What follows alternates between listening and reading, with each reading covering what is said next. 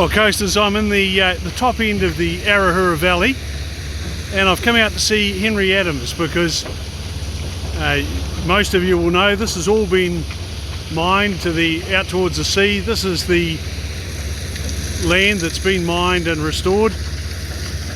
And Henry, where you going, Bruce? it's great to see you. Now, coasters, most of you will, or many of you will know Henry Adams. He's been around a long time. Henry, really appreciate you giving me the opportunity to come out and say hello. Yep. How long have you been in the mining sector? Fair while, really. I left school at 15, so pretty much since I was 15, really. Nearly probably over 35 years anyway. So where did you start? Tucker's Flat with Doug Cook. Oh, yes. So it was one of the first mines to be going. Then there was only him and a few others going at that stage. Yeah. So you must have been mining up where my house is. Right where your house is. Is that right? Yeah. And we had quite a big crew there too, to be fair. Yeah. Yeah. And went for a number of years, didn't it? Yeah, no, it did. Yep. It was after Doug was there was some other companies went in there, yeah. So did you do basically mining, wasn't engineering or mechanic, just a miner? Yep. Where did you go from Doug Cook's? Can't remember where I went from Doug Cook's, but I went to work for a couple of smaller mines after that, and then went to General Mining, which was after Bill and Alan Chin. Right. And then I think in 87, L&M bought out General Mining, and then carried on with L&M pretty much. So we were General Mining. We were back Creek to Woodstock. Oh, okay. So they mined up there and out of Kennedy's Creek. And Kennedy's Creek was pretty good, wasn't it? Yeah, Kennedy's Creek was alright. It was a floating operation. So, and then when L&M carried on, they carried on at Kennedy's Creek and built a big plant up at Ringing. So L&M then headed out here to the Arahura Valley. They did. They headed out here in about 1990, I think. They come back out here. We'd finished up at Remu, and I actually went to Australia for a bit of a stint over there. Yeah. And come back, and we got the big plant going, number 6 plant going down the bottom of the valley here. And it was there for quite a long time. It was there for a few years, steamed all the way up, turned and went back down again, and then went across into Tuaka for a wee while in there, and at that stage I'd gone over to Fox Creek to work on the mine over there for L&M. And now they're very, very productive dairy farms. Oh, absolutely, yeah. In fact, I was talking to someone the other day, and we reckon they're probably some of the best on the coast. Oh, definitely. Like L&M done some pretty good restoration projects after they'd finished mining, and they've done a lot of big projects. Yeah. So the Arahura has been producing gold for a long time. In fact, I think there was just over there on the other side of the road there was a dredge. Was there in the early 40s or late 30s. Right. And then Crescent Gold were on the other side of the road. L&M had a smaller plant on the other side of the road over there as well. We mined over there and those pine trees over there, so pretty much we've been mined all around, this block was left.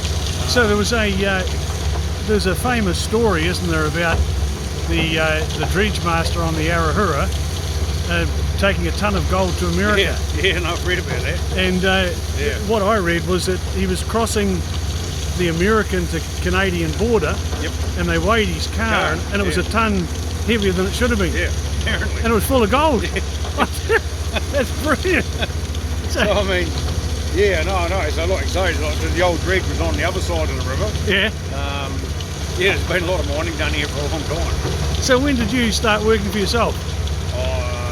About 24 years ago, 96. Well, that's a long time. Yeah. So, well, you're one of the coast's biggest contractors now, and this mining operation, how long will it be here? 10 years, probably. Really? Yep. We've got to go like all the way up here and around the corner, and then we've still got this block here to mine, assuming the price of gold hangs in there. Yeah. And everyone's happy, yeah. So it'll probably be 10 years mining here, yeah. Wow. Yeah. So how many people do you employ? About 20. And they're all well-paid jobs because of the hours they work and the. Yep. I guess a good operator is not easy to come by. No, hard to come by. Yeah. So tell us about this operation here. It's just a normal sort of 6-foot floating plant. 50 tonne digger feed lift. So I mean it's a reasonably simple operation here. We just take the topsoil off and then we strip a little bit of the gravel off down to the where the main stuff is. And then as we zigzag our way up and down, we put the mud back on top like we are here, get it regrassed. All that where that dump truck's sitting down there is all ready to be put the soil back on that and regrass that probably in September. So then once that's regrassed, it turns up like this. Tell you what, there's a lot of grass there, Henry, there really is. Yeah, looking alright, yeah. So how big a plant is that one? That's a 6 foot.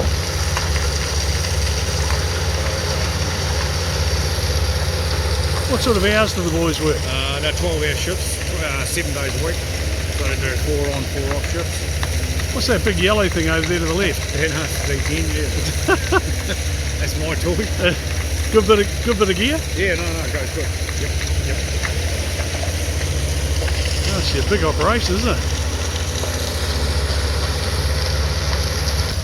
So Henry, what about young fellas? Do you give young fellas a chance? Yeah, we do. We've got one young fella that's out here at the moment. We've got another one that's actually still at school at the moment working gateway for us. We're just waiting for him to get his level 2 and then he's pretty much got a job. So if the young fellas are keen enough to have a go, we'll give them a turn, you know. So how does a young fella start? What does he start off doing? We'll just start him off probably one of the smaller diggers, or maybe out here on the dump truck. Yep. Come out and learn. Got to be 18 to work on the mine site, but we can start on the smaller diggers doing stuff, and then just they'll work their way through. And if they're any good, they'll be on a digger and they'll stay on it. Yeah. Can you tell straight away that someone's going to be able to be a good operator? Pretty much. We started a young guy the other day, and I think he's 18, and he's straight into it. So there's no worries at all. Incredible, isn't it? Yeah, and they've got to want to do it. If they want to do it, they're into it, you know. Now, looking around the operation here, a couple of $1 million worth of gear? Oh, yeah, absolutely, yeah. Maybe more? Oh, maybe a bit more, yeah. So, a lot of capital required? Oh, definitely, yeah. And the gold's steady here? It's been okay, yeah. Yep. That's a standard response there, folks. Yeah, could always be better. Yeah, no, it could always be better, I suppose. But no, it's been okay and it's reasonably steady, so we know where we're going there. So looking forward, in the 80s, 87, I know there was 137 operations like this, just working quietly away. We're now under 30, they tell me. Yeah. How can we go forward? How can we get it back to where it was? They definitely need to open up more ground, there's no doubt about that. Open up some of that stewardship of the ground. Ground's not easy to find, there's no doubt about that, but we need to be able to get into more ground and make it the permitting system easier. It takes so long to get the licence permitted now.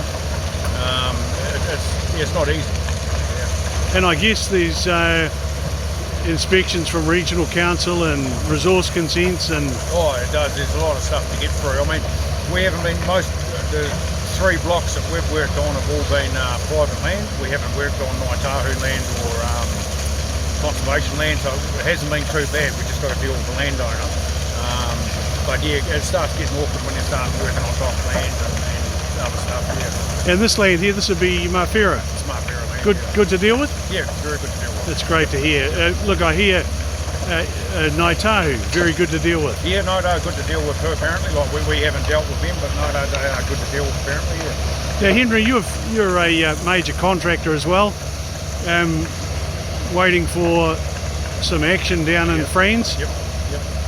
You got the gear to handle it if you're involved? We're ready to go. To be fair, we've been fairly busy lately. It's been we weren't sure what was going to happen, but now that there is going to be obviously some more big jobs coming up, we'll wait and see what happens. Well, ready to go, yeah. 24 million's a lot of money, isn't it? It's a lot of money. And one of the concerns that's been raised is, will we have the ability, will we have the capacity to do it with men and machines? I think there will be. There is enough gear around. So we're all ready to go. So it's just a matter of getting started, isn't it? Well, Henry, mining's a big part of the coast economy, and if we could double the number of units that we have at present, like yours, out operating, massive benefit for New Zealand for income dollars. Yep, definitely. I mean, it's a good industry. I've been doing it since I was 15, and to be fair, in the 90s when it got a bit quiet, I didn't think I'd ever be back doing it, and here we are, we're still doing it. It's great. And they were doing it up there in Humphreys Gully, sluice claims up there, so it's been going for over 100 years, hasn't it? Would that be around that 1860s, 1870s, 1880s? Yeah, it would be, yeah. And we're still doing it now, so no reason why we can't be doing it for another 100 years. Oh, I love it. Well, look, coasters, that's Henry Adams. Henry's the owner, along with his wife, of a significant contracting and mining operation here on the coast. Henry, thanks so much for your time. Hope you don't mind. Do you mind if I set the camera up and just have a look at some of the operations going? Yeah, no, go for it. Really appreciate your time, and we'll catch you later. Yep, no.